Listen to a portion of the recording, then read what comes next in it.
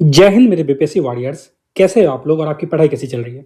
तो स्वागत है आप सभी का day 4 of Bihar special PYQ series power of PYQ में, जहां हम लोग कवर कर रहे हैं 1992 से 2025 तक के सारे पीवाईक्यू को। तो चलिए शुरू करते हैं हमारे आज के पहले सवाल से। ये हमारा क्वेश्चन नंबर 37 है। अभी तक हमने 36 क्वेश्चन कर लिए हैं हमारे पीवाईक्यू सीरीज के। तो ये क्वेश्चन कहता है कि in the Tinkathia system in Bihar how much land was to be reserved for indigo cultivation. Bihar की तिनकटिया प्रथा में नील की खेती के लिए कुल भूमि का कितना भाग आरक्षित किया जाता था? ऑप्शन क्या है हमारे पास? 1/11, 1/3, 3/20 और 3/25। इसका सही जवाब क्या हो जाएगा? आंसर हो जाएगा 3/20, यानी कि 20 का 3 भाग। तभी तो इनका नाम तीन कठिया पड़ा था, यानी कि आपको 3 भाग में नील उगाना ही उगाना था। ये क्वेश्चन पूछा गया 66 बीपीएससी में, ठीक है ना? तो इसका सही जवाब आपने समझ गए, आंसर क्या हो जाएगा? 3/20। आइए अब इसकी एक्सप्लेनेशन को हम लोग ध्यान से देखते हैं। देखिए, चंपारण सत्याग्रह 1917 में शुरू होता है और ये महात्मा गांधी द्वारा लेड किया गया सत्याग्रह था और इसे इंडिया का पहला लोकल सत्याग्रह कहते हैं। क्या कहते हैं? इंडियाज फर्स्ट लोकल सत्याग्रह। इशू क्या था कि यूरोपियन जो इंडिगो प्लांटर्स थे ना, उनका ऑपरेशन हो रहा था। क्या कर रहे थे वो पीजेंट्स को मजबूर करते थे कि इंडिगो कल्टीवेट करो आप। तिनकटिया सिस्टम लागू किया गया था। कुल जमीन का 3/20 हिस्सा इंडिगो के लिए कंपलसरी कर गया था। लैंड मेजरमेंट जो था ना, 1 बीघा में 20 कट्ठा होता है, ठीक है ना? तो 3 कट्ठिया यानी कि 20 कट्ठे में से आपको 3 कट्ठे में इंडिगो उगाना ही उगाना पड़ेगा, ये चीज कहा जा रहा है। तो समझ गए? तो 1 बीघा में कितना कट्ठा? 20 कट्ठा, और उस 20 कट्ठे में से आपको 3 कट्ठे में इंडिगो उगाना है। इसीलिए इसका नाम पड़ा 3 कट्ठिया। समझ में आ गया आपको? क्योंकि 3 कट्ठे में इंडिगो आपको उगाना पड़ेगा अगर आपके पास 1 बीघा जमीन है तो। डन है? आगे चलते हैं। देखिए, एक पचकठिया सिस्टम भी था। बहुत कम जगह ये मेंशन है, लेकिन ध्यान रखना, ये ऑफन मिस्ड पॉइंट है, वेरी इंपॉर्टेंट है, बहुत बुक में आपको ये नहीं मिलेगा। तो ये जो पचकठिया सिस्टम है ना, तिनकठिया सिस्टम से पहले चंपारण में पचकठिया सिस्टम था, यानी कि भाई आपको 20 कट्ठे में से 5 कट्ठे में इंडिगो उगाना था पहले। लेकिन ये 5 कट्ठा आउट ऑफ 20 कट्ठा, लेकिन बहुत ऑपरेशन करते हैं ना, बहुत लोग विरोध करते हैं इसका, इसीलिए इसको 5 से घटाकर 3 कर दिया जाता है और इसका नाम क्या होता है? पचकठिया से अब ये क्या हो जाता है? तिनकठिया सिस्टम हो जाता है। इसीलिए ध्यान रखना कि अगर आपको कहीं स्टेटमेंट में आ जाए ना कि चंपारण में तिनकठिया सिस्टम से पहले पचकठिया सिस्टम था, तो ये बिल्कुल सही है, क्योंकि पहले वो क्या बोलते थे? 5 कट्ठे में आप इंडिगो उगाओ, लेकिन बहुत विरोध हुआ, उसके बाद उसको कम करके वो कितना कर दिए थे? 3 कट्ठिया सिस्टम फिर भी लागू रहा था। ठीक है, ये चीज समझ गए? आगे चलते हैं। देखिए, यहाँ पे पॉइंट है, क्वेश्चन है हमारा 38 का। What is the Tinkathia system method in Bihar? CDPO 2022 में पूछा हुआ क्वेश्चन है ये बीपीएससी के, कि बिहार में जो तिनकटिया पद्धति ये थी क्या? तो एक शिक्षा पद्धति थी, रोजगार पद्धति थी, कृषि पद्धति थी, या विक्चा पद्धति थी? ठीक है ना? AIIMS method, agriculture method, employment method और एजुकेशनल मेथड। इसका जवाब बहुत आसानी से दे सकते हो आप। आंसर क्या हो जाएगा? ये एक कृषि पद्धति थी, यानी कि एक एग्रीकल्चर मेथड था। सही जवाब हो जाएगा 38 का सी। ध्यान रखना। चलते हैं हमारे अगले क्वेश्चन पे। 39 क्या कह रहा है? देखो, who saved the life of Gandhi ji in Bihar during the Champaran Satyagraha? ये 68 बीपीएससी प्रीलिम्स में आता क्वेश्चन कि चंपारण सत्याग्रह के दौरान बिहार में गांधी जी का जीवन किसने बचाया था? ठीक है ना? 68 बीपीएससी प्रीलिम्स में पूछा हुआ क्वेश्चन है। ऑप्शन था हमारे पास हामिद अंसारी, रविंद्र पाठक, बत्तख मियाँ, मोर देन एबव, या इनमें से कोई नहीं। इसका सही जवाब आप सभी को पता होगा। ये क्वेश्चन बहुत पॉपुलर भी हुआ था ना, बिल्कुल बिल्कुल अनसर्टेन सा क्वेश्चन आ गया था। आंसर क्या है? बत्तख मियाँ थे। वो कौन थे? तो बत्तख मियाँ ने चंपारण सत्याग्रह के दौरान बिहार में गांधी जी का जान बचाई थी, गांधी जी का जीवन बचाया था। आइए हम लोग अब डिटेल में जानते हैं बत्तख मियाँ के बारे में, क्या पूरा सिचुएशन थी ना, कैसे कैसे ये सब हुआ था। सबसे पहले समझो, चंपारण सत्याग्रह के दौरान एजिटेशन तेज हुआ, ठीक है ना? विरोध तेज हुआ और British officials and landlords panic में आ गए, ठीक है ना? वो लोग डर रहे थे गांधी जी का वो सब कुछ देख के। इरविन एक यूरोपियन इंडिगो प्लांटेशन मैनेजर था। ध्यान रखना, ये ना वो वाइसरा वाला इरविन नहीं है। एक आप लॉर्ड इरविन पढ़ते हो ना, ये लॉर्ड इरविन नहीं है। ये इरविन कौन था? तो ये एक यूरोपियन इंडिगो प्लांटेशन मैनेजर, जो भी लोग प्लांटेशन करते थे ना, एक जगह जमीन पे कुछ लोग प्लांटेशन कर रहे हैं, तो उनको जो मैनेज करने वाला था ना, ये एक मैनेजर था इरविन, उसका नाम था इरविन था। ये गांधी जी को डिनर के लिए इन्वाइट करता, ये गांधी जी को दावत पे बुलाता है, डिनर के लिए इन्वाइट करता है। इनविटेशन का हिडन मोटिव ये था कि ये गांधी जी को असैसिनेट करना चाहता है, ये गांधी जी को मारना चाहता था, इसलिए वो क्या करता है? वो डिनर पे इन्वाइट करता है। आगे देखो कहानी में क्या होता है। इरविन ने अपने कुक, इरविन क्या कुक था, क्या नाम था उसका? बत्तख मियाँ, यही वो कुक है। तो इरविन अपने कुक बत्तख मियाँ को मजबूर करता है कि तुम मिल्क में पॉइजन मिलाने के लिए, ठीक है, कि तुम क्या करना, जब गांधी जी को दूध देने जाओगे, उस दूध में तुम पॉइजन मिला देना, जहर मिला देना। बत्तख मियाँ क्या करते हैं? वो गांधी जी को पॉइजन मिल्क सर्व करते हैं, लेकिन वो क्या करते हैं ना, सच बता देते हैं और उनके सामने वो रोने लग जाते हैं। और ये पूरा इंसिडेंट राजेंद्र प्रसाद ने देखा, जो बाद में इंडिया के क्या बनते हैं, फर्स्ट प्रेसिडेंट बनते हैं। तो याद रखिएगा इस पूरे इंसिडेंट के गवाह कौन थे, कौन विटनेस कर रहे थे, वो थे राजेंद्र प्रसाद। तो अगर एक क्वेश्चन अगर इस तरह का बनाना चाहे बीपीएससी, अब एक तो ये पूछ लिया कि किसने जान बचाई थी, आप समझ में बतख मियां थे। अब आप इरविन के बारे में भी जानते हो, ये प्लांटेशन मैनेजर था। लेकिन आपसे पूछेगा कि किसने विटनेस किया था ये पूरा, तो वो विटनेस करने वाले कौन थे, तो राजेंद्र प्रसाद थे। इसका ध्यान रखना। चलते हैं आगे। अब देखो इसमें बतख मियां ने क्या किया, असेसिनेट किया। वो विशल ब्लोअर था, बतख मियां असेसिनेट नहीं करना चाहता था, बस उसे मजबूर कर रहा था। कौन कर रहा था, इरविन। इरविन जो है क्या वो ब्रिटिश ऑफिसर था, लॉर्ड इरविन था, नहीं, ये एक प्लांटेशन मैनेजर था, इसको याद रखना। तो चंपारण सत्याग्रह इंडिगो प्लांटेशन इरविन ने प्लॉट किया था गांधी जी को पॉइजन देने का। लेकिन बतख मियां क्या करते हैं, वो सच बता देते हैं। और इस सबके गवाह कौन बने थे उस टाइम, तो राजेंद्र प्रसाद की आंखों के सामने ये सब हुआ था। इसे ध्यान में रखिएगा। चलते हैं हमारे अगले क्वेश्चन पे। 40 नंबर का क्वेश्चन है। क्वेश्चन रिपीट होता है, सीधे नेक्स्ट एग्जाम में रिपीट होगा। देखो 68 में आया और 69th में आ गया, इसीलिए मैं कहता हूं पावर ऑफ पीवाईक्यू। अगर आप वो वहां पे टैकल करके गए होते तो आप इसको आराम से बना दोगे। The cook from Bihar who saved Mahatma Gandhi's life from a murder attempt by food poisoning in 1917। इसका सही यहाँ पे ना दूसरा क्वेश्चन लग गया, इसे इग्नोर करो। देखो इसका सही जवाब क्या हो जाएगा, इसका सही जवाब हो जाएगा बतख मियां। क्या हो जाएगा, बतख मियां। तो इसे ध्यान में रखना कि ये कौन थे, तो ये बतख मियां ने किया था। ठीक है ना। अब यहाँ पे लगे हाथ ये भी क्वेश्चन बना लेते हैं, हमने पढ़ा हुआ।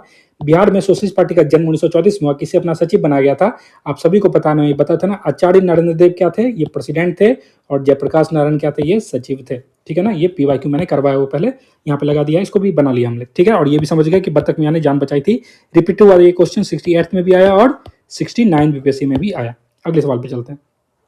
देखो when was the first Congress session in Bihar held. Bihar में कांग्रेस का पहला अधिवेशन कहाँ हुआ था, पटना, मुजफ्फरपुर, गया, दरभंगा। ये जो हुआ था ये कहाँ हुआ था, तो ये पटना में हुआ था। ध्यान रखना कहाँ पे हुआ था, पटना में। तो बिहार में कांग्रेस का पहला अधिवेशन जो है ये कहाँ होता है, पटना में होता है। इसे हम लोग अब इस पॉइंट से हम लोग बहुत कुछ पढ़ने वाले हैं, बहुत डिटेल में करने वाले हैं। इस क्वेश्चन से रिलेटेड बहुत सारे फैक्ट करेंगे। तो आइए पढ़ते हैं हम लोग। तो पहला याद रखो, बिहार में कांग्रेस का पहला अधिवेशन कहाँ होता है, ये पटना में होता है। कहाँ होता है, पटना में होता है। चलते हैं आगे। देखिए यहाँ पे पढ़ना। देखो तो ये 27 सेशन था जो कि बांकीपुर पटना में होता है। कब होता है, बांकीपुर पटना में। और 1912 ईस्वी में होता है। और इसके प्रेसिडेंट कौन थे, आर.एन. मुधोलकर थे। कौन थे, आर.एन. मुधोलकर। तो याद रखेंगे हम लोग पहला सेशन जो हो गया, जो कि 27 नंबर का सेशन था। कितने नंबर का, 27 सेशन था। ये कहाँ होता है, बांकीपुर पटना में। 27 कहाँ हुआ, बांकीपुर पटना में। कब हुआ, 1912 में हुआ। प्रेसिडेंट कौन, आर.एन. मुधोलकर। याद रखो 27 सेशन बांकीपुर पटना 1912 में, प्रेसिडेंट कौन, आर.एन. मुधोलकर। फिर क्या होता है, 27 के बाद सीधे याद रखो 37 सेशन होता है। कहाँ पे, गया में होता है। और ये 12 की जगह 22 में हो जाता है। कब, 12 की जगह 22 में होता है। कौन होते हैं प्रेसिडेंट, चितरंजन दास, जिसे सी.आर. दास भी कहते हैं। कौन होते हैं प्रेसिडेंट, तो चितरंजन दास, जिसे सी.आर. दास भी कहते हैं, वो प्रेसिडेंट बनते हैं। ठीक है। 53rd सेशन के बारे में देखो। 53rd सेशन ये कहाँ होता है, ये रामगढ़ में होता है, जो कि अब झारखंड में है। और ये क्या, ये होता है 1940 में। और इस टाइम में प्रेसिडेंट कौन बनता है, मौलाना अब्दुल कलाम आजाद। तो मैं ये पूछना चाहूंगा आपसे, आपको ये याद हुआ या नहीं, फिर से याद करेंगे हम लोग। सबसे पहला सेशन जो बिहार में होता है, पटना में, वो क्या था, 27 नंबर का सेशन होता है 1912 में, पटना में, प्रेसिडेंट आर.एन. मुधोलकर। उसके बाद 37 नंबर का सेशन होता है कहाँ पे, गया में, 1922 में। कौन है प्रेसिडेंट, सी.आर. दास होते हैं। उसके बाद 1953 में होता है रामगढ़ में, ये 1940 में होता है। सॉरी, ये 53 नंबर का सेशन होता है रामगढ़ में 1940 में। और इस टाइम में कौन है प्रेसिडेंट, तो मौलाना अबुल कलाम आजाद हैं। इसे ध्यान में रखना। चलते हैं आगे। ठीक है ना। अब देखो स्वराज पार्टी 1923। तो गया सेशन ऑफ कांग्रेस जो है ये 1922 में होता है। गया सेशन कब होता है, 1922 में होता है। सी.आर. दास ने प्रपोजल रखा ब्रिटिश लेजिस्लेचर में इंटर करना चाहिए। तो सी.आर. दास एक प्रपोजल रखते हैं कि ब्रिटिश लेजिस्लेचर में हमें क्या करना चाहिए, इंटर करना चाहिए। इसका रिजल्ट क्या होता है, प्रपोजल को डिफीट कर दिया जाता है, प्रपोजल को निरस्त कर दिया जाता है। और कांग्रेस दो फैक्शन में डिवाइड हो गई थी। तो स्वराज पार्टी जो बनेगा ना, अब हम लोग आगे पढ़ेंगे इसके बारे में। तो ये गया का सेशन बहुत इंपॉर्टेंट है। तो आपने पढ़ा है गया का सेशन कब हुआ, 1922 में। प्रेसिडेंट कौन थे, सी.आर. दास। और ये कितने नंबर का सेशन था, ये 37 सेशन था। और आपने पढ़ा कि यहाँ पे सी.आर. दास जो कि प्रेसिडेंट थे, वो एक प्रपोजल रखते हैं कि हम लोग को ब्रिटिश लेजिस्लेचर में इंटर करना चाहिए। लेकिन इस प्रपोजल को डिफीट कर दिया गया, निरस्त कर दिया गया। और कांग्रेस दो फैक्शन में डिवाइड हो जाता। कांग्रेस के दो फैक्शन क्या क्या, एक नो चेंजर, एक प्रो चेंजर। बहुत इंपॉर्टेंट फैक्ट है, ध्यान रखना। ये जो नो चेंजर्स थे ना, ये लेजिस्लेटिव एंट्री के खिलाफ थे।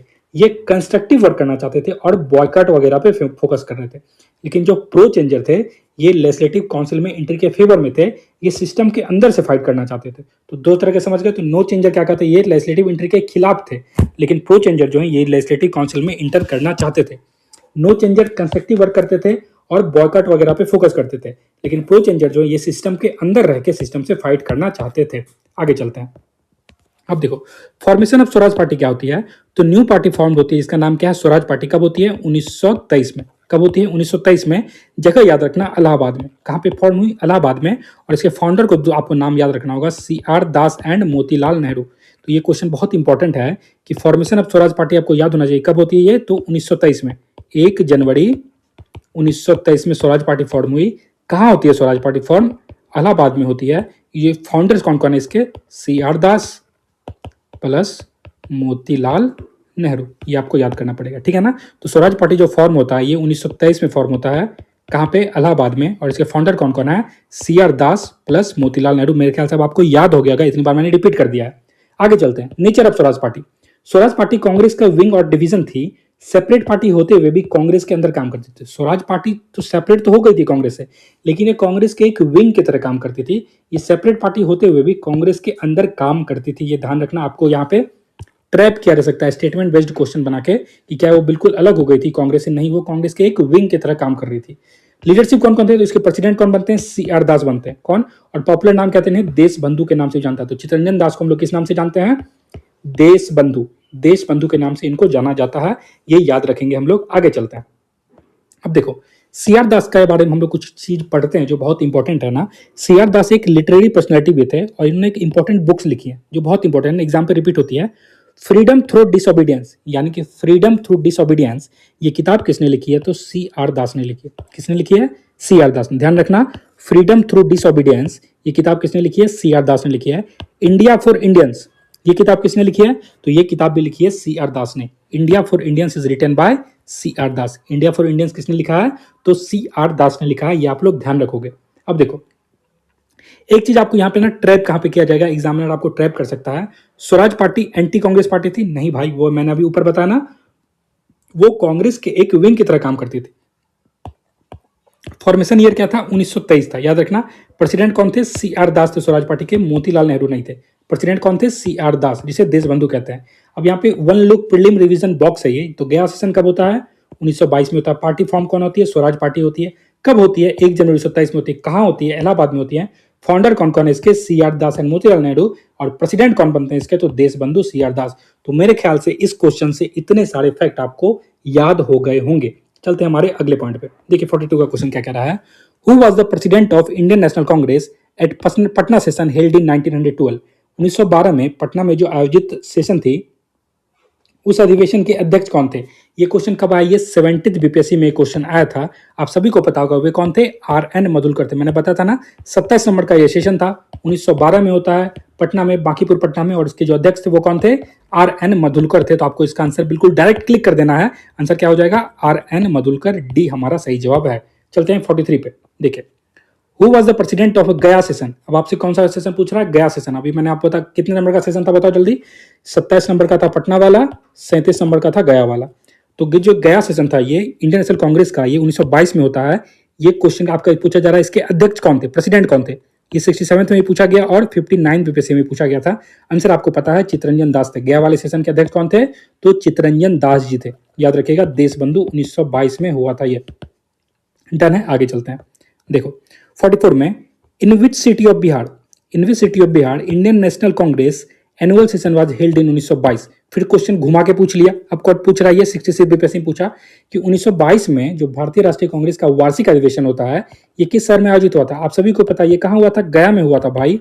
ये 1922 में होता है। ये 37 नंबर का कांग्रेस का अधिवेशन था और इसके अध्यक्ष कौन थे, CR दास थे, चित्तरंजन दास थे। हम सभी को ये इसका आंसर पता है, बिल्कुल क्लियर है। डन है, आगे चलते हैं। देखो who was the president of Indian national Congress at Gaya session. फिर से रिपीट 70 बीपीएससी एग्जाम में। तो देखो क्वेश्चन किस तरह से रिपीट होता है ना। ये जो कोर्स है ना, इस कोर्स का मकसद यही है कि आप ये चीज समझ सको कि कैसे थीम रिपीट होता है, कैसे क्वेश्चन रिपीट होता है। एक ही क्वेश्चन को अलग तरह से घुमा के कभी ऐसे पूछ लेंगे, कभी ऐसे पूछ लेंगे। लेकिन अगर आपके पास थीम पे पकड़ है ना, आप अगर आपका कॉन्सेप्ट क्लियर हो गया ना, जैसे आप आईएनसी के सारे सेशन बिहार में जो उसको अगर डिटेल में कर लोगे ना, तो वो कैसे भी पूछ ले आप उसको बना दोगे। और आप देख रहे हो ना, एक ही क्वेश्चन को कभी पूछ रहे हैं कि गया में हुआ, कब कौन प्रेसिडेंट थे, प्रेसिडेंट वो थे, वो सेशन कहाँ हुआ, 1922 में सेशन कहाँ हुआ, तो बिल्कुल वो घुमा घुमा के पूछे जा रहे हैं आपसे। तो आपको बिल्कुल क्लियर रहना अपने कॉन्सेप्ट के साथ। Who was the president of Indian national Congress at Gaya session of 1922? 1922 में गया में आयोजित भारतीय राष्ट्रीय कांग्रेस अधिवेशन के अध्यक्ष कौन थे? आप सभी को पता, आंसर क्या हो जाएगा? चित्तरंजन दास। और ये 70th बीपीएससी के री एग्जाम में पूछा हुआ क्वेश्चन है। आगे चलते हैं। 53rd session of Indian national Congress held at, तो 53rd सेशन जो है ना, ये कब होता है? ये 1940 में होता है, हमने पढ़ा है ना। और ये कहाँ होता है? रामगढ़ हजारीबाग में होता है। और कौन के प्रेसिडेंट इसके? मौलाना अब्दुल कलाम आजाद। अब आपने ऊपर पढ़ा मौलाना अबुल कलाम आजाद। आंसर क्या हो जाएगा? तो 53rd session of Indian national Congress was held at Ramgarh Hazaribagh. Done है। तो भारतीय राष्ट्रीय कांग्रेस का जो 53वां अधिवेशन होता है, ये कहाँ हुआ था? ये रामगढ़ हजारीबाग में। क्वेश्चन कहाँ पूछा गया? District art and culture BPSC का जो एग्जाम हुआ था ना, वहां पे ये क्वेश्चन पूछा गया है। आगे चलते हैं। Who was the first president of Bihar provincial Congress committee? Bihar प्रांतीय कांग्रेस कमेटी के प्रथम अध्यक्ष कौन थे? ये 66 बीपीएससी एग्जाम में पूछा क्वेश्चन है। बहुत इंपॉर्टेंट पॉइंट है ना, यहाँ से हम लोग समझेंगे। आंसर क्या हो जाएगा? हसन इमाम। आंसर क्या हो जाएगा इसका? हसन इमाम, याद रखिएगा। तो बिहार प्रांतीय कांग्रेस कमेटी, बिहार एक प्रांत था, और उस प्रांत की जो प्रांतीय कांग्रेस कमेटी थी ना, उसके अध्यक्ष कौन थे? हसन इमाम थे। कौन थे? हसन इमाम। इसे ध्यान में रखना। देखो यहाँ पे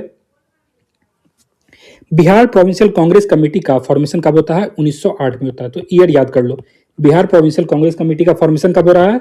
1908 में हो रहा है। कब हो रहा है? 1908 में। बिहार प्रोविंशियल कांग्रेस कमेटी का फॉर्मेशन कब हो रहा है? 1908 में। याद हो गया होगा। फाउंडर कौन है इसके? फाउंडर याद रखना, नवाब सरफराज हुसैन खान। कौन है? नवाब सरफराज हुसैन खान। ये नाम याद रखोगे। तो बिहार प्रोविंशियल कांग्रेस कमेटी का गठन कब हुआ? 1908 में। किसने किया? तो वो करने वाले हैं नवाब सरफराज हुसैन खान। कौन है?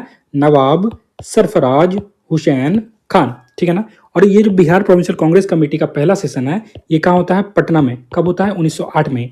और इसके प्रेसिडेंट कौन बनते हैं? यही आपसे पूछा गया क्वेश्चन में। सैयद हसन इमाम बनते हैं। यही था ना क्वेश्चन में। देखो, बिहार प्रोविंशियल कमेटी का जो प्रथम अध्यक्ष, प्रथम प्रेसिडेंट कौन बनता है? ये सैयद हसन इमाम बनते हैं। ये बिल्कुल सही है, हमारा जवाब था। अब देखिए यहाँ पे, इस सेशन में पहली बार सेपरेट बिहार का रिजोल्यूशन पास हुआ था। तो इसी सेशन में क्या होता है ना, पहली बार सेपरेट बिहार का जो रिजोल्यूशन था ना, इसको पास किया गया था, इसको लाया गया था। इस रिजोल्यूशन को लाने वाले का क्या नाम था? उनका नाम था फखरुद्दीन। क्या नाम था? फखरुद्दीन। ये नाम याद रखिएगा। तो बिहार प्रोविंशियल कांग्रेस कमेटी का जो फॉर्मेशन होता है, ये होता है 1908 में। नवाब कौन थे? ये फाउंडर कौन है? नवाब सरफराज हुसैन खान। इसका जो पहला सेशन होता है, ये पटना में होता है 1908 में। और इसके जो पहले प्रेसिडेंट बनते हैं, वो कौन थे? सैयद हसन इमाम। ये नाम याद रखना, बहुत ही ज्यादा इंपॉर्टेंट है। इसी सेशन में पहली बार सेपरेट बिहार का रिजोल्यूशन पास हुआ था। और इस रिजोल्यूशन को मूव करने वाले कौन थे? तो फखरुद्दीन थे। अब देखो, एग्जाम ट्रैप क्या करेगा ना, फाउंडर और प्रेसिडेंट सेम नहीं थे। तो फाउंडर अलग है ना। फाउंडर कौन थे? नवाब सरफराज हुसैन खान थे। और ये हसन इमाम है। वो कौन थे? ये सरफराज हुसैन खान फाउंडर हैं बिहार प्रोविंशियल कांग्रेस कमेटी के 1908 में। लेकिन प्रेसिडेंट कौन थे? सैयद हसन इमाम। तो आपसे सैयद हसन इमाम तो एग्जाम में पूछ लिया गया है, तो आपसे वो क्या पूछ सकते हैं? तो आपसे फाउंडर भी पूछ सकते हैं। फाउंडर पे ज्यादा ध्यान देना। आंसर क्या हो जाएगा? नवाब सरफराज हुसैन खान। नेक्स्ट है, सेपरेट बिहार की डिमांड 1912 में पहली बार नहीं हुई थी। उससे पहले कब हुई थी? 1908 में की गई थी बिहार प्रांतीय कांग्रेस कमेटी के द्वारा। ठीक है ना, इसे ध्यान में रखना। आगे चलते हैं। देखो, the 16th session of Bihar student conference was held at. तो ये जो 16वां सेशन था ना, बिहार छात्र सम्मेलन का 16वां अधिवेशन कहाँ आयोजित हुआ था? ये जो अधिवेशन आयोजित होता है, ये कहाँ होता है? हजारीबाग में। क्वेश्चन का पूछा गया, ये 66 बीपीएससी एग्जाम में आया था कि बिहार छात्र सम्मेलन 16वां अधिवेशन, कितना नंबर का अधिवेशन? 16वां अधिवेशन। ये कहाँ होता है? तो ये हुआ था हजारीबाग में। इसे याद कर लेना। अब चलते हैं इसके एक्सप्लेनेशन की ओर। देखो, 16 सेशन था ये किसका? बिहार स्टूडेंट कॉन्फ्रेंस का। जगह क्या था? हजारीबाग, याद रखो। और एक चीज जो बिल्कुल नहीं भूलना, प्रेसिडेंट आपसे पूछा जाएगा अब नेक्स्ट एग्जाम में। आंसर क्या हो जाएगा? सरला देवी। क्या पूछा जाएगा आपसे? प्रेसिडेंट पूछेंगे कि बिहार स्टूडेंट कॉन्फ्रेंस, यानी कि बिहार छात्र सम्मेलन के जो थे, उसके अध्यक्ष कौन थे? ठीक है ना, 16 सेशन के। आंसर क्या हो जाएगा? सरला देवी। कौन थी? सरला देवी। ये नाम याद रख लो। तो बिहार स्टूडेंट कॉन्फ्रेंस का ये 16वां सेशन होता है।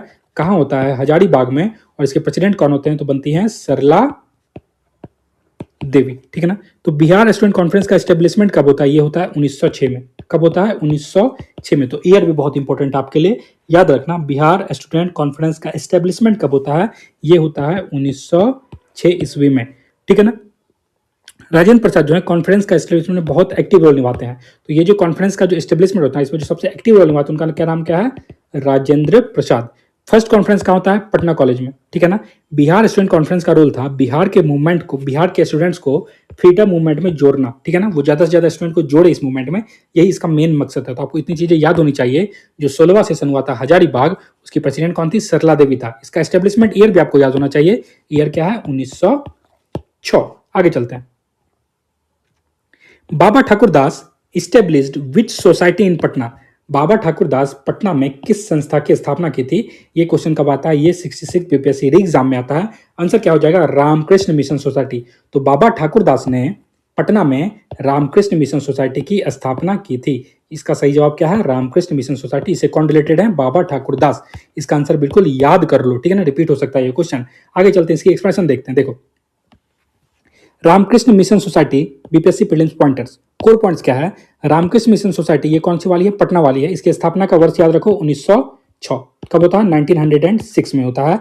कहाँ होता है? तो बिहार में करते हैं। पटना में कौन करने वाले हैं? बाबा ठाकुरदास। तो ये रामकृष्ण मिशन सोसाइटी पटना वाली है। कौन सी वाली? पटना वाली। इसका उद्देश्य क्या था? नेशनलिज्म और एजुकेशनल रिफॉर्म लाना। समझ गया? तो रामकृष्ण मिशन सोसाइटी पटना में जो होती है, इसकी स्थापना कब होती है? 1906 में। और करने वाले कौन है? बाबा ठाकुरदास। कौन है? बाबा ठाकुरदास। ध्यान में रखना, कहां होती है? पटना में। और जो मूल रामकृष्ण मिशन था ना, ऑल इंडिया लेवल वाला, उसकी स्थापना होती है 1897 में। करने वाले कौन है? स्वामी विवेकानंद। तो यहाँ पे ना कंफ्यूज मत होना, ये जो पटना वाली रामकृष्ण मिशन है ये होती है 1906 में। कब होती है? और बाबा ठाकुरदास करते हैं। लेकिन जो ऑल इंडिया लेवल की रामकृष्ण मिशन है, इसकी स्थापना होती है 1897 में। और कौन करते हैं? तो स्वामी विवेकानंद करते हैं। कौन करते हैं रामकृष्ण मिशन की स्थापना? स्वामी विवेकानंद। इसको ध्यान से याद कर लेना। आगे चलते हैं। देखो, 50 नंबर का क्वेश्चन है हमारा। The first Indian ministry in Bihar in 1937 came into existence under whose leadership? 1937 में बिहार में प्रथम भारतीय मंत्रिमंडल का गठन किसके नेतृत्व में हुआ था? इसका आंसर याद कर लो, मोहम्मद यूनुस होगा आंसर। क्या होगा? मोहम्मद यूनुस के नेतृत्व में। ये क्वेश्चन कब रिपीट हुआ था? ये 63rd बीपीएससी और एएओ बीपीएससी में रिपीट हो चुका है, ठीक है ना। तो ध्यान रख लेना, 1937 में जो बिहार में प्रथम भारतीय मंत्रिमंडल का गठन होता है, ये मोहम्मद यूनुस के नेतृत्व में होता है। किसके नेतृत्व में? मोहम्मद यूनुस के नेतृत्व में। आइए अब इसकी एक्सप्रेशन देखते हैं हम लोग। देखो, बिहार लेजिस्लेटिव असेंबली का इलेक्शन ये 1937 में होता है। कब होता है? 1937 में होता है।